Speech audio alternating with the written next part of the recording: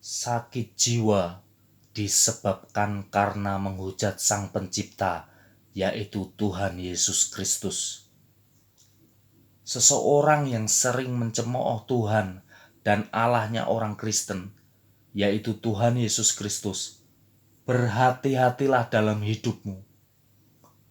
Jika seseorang bukan Kristen atau pengikut Tuhan Yesus Kristus, dan orang itu menghujat, mencemooh, merendahkan Tuhan Yesus Kristus yang adalah Allah sendiri dan pencipta manusia dan seluruh jagat raya di muka bumi ini, orang itu sudah sakit jiwanya karena menghujat penciptanya sendiri.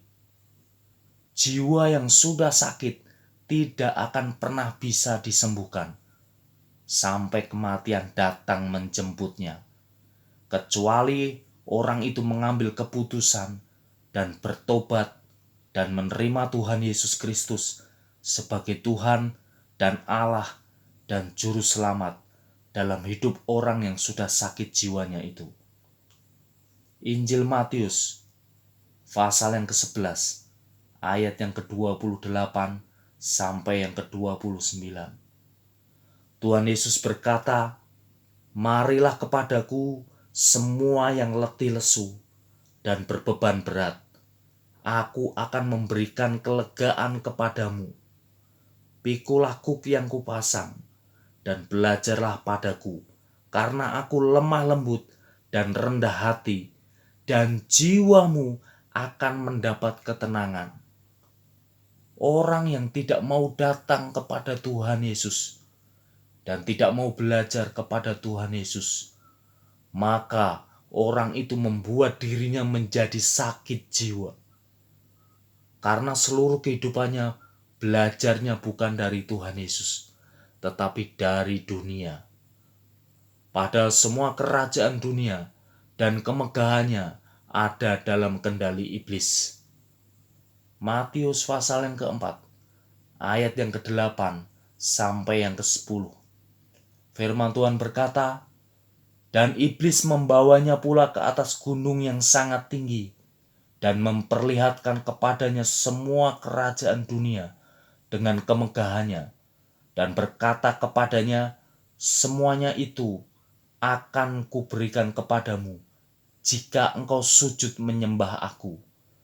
Maka berkatalah Yesus kepadanya, "Enyahlah iblis, sebab ada tertulis, engkau harus menyembah Tuhan Allahmu, dan hanya kepada Dia sajalah engkau berbakti."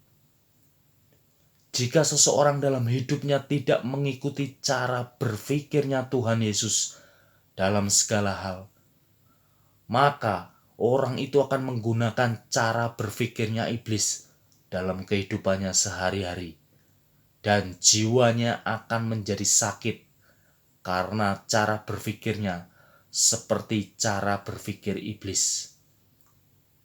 Bagaimana mungkin seseorang bisa mengasihi Tuhan Allahnya sendiri jika jiwanya sakit?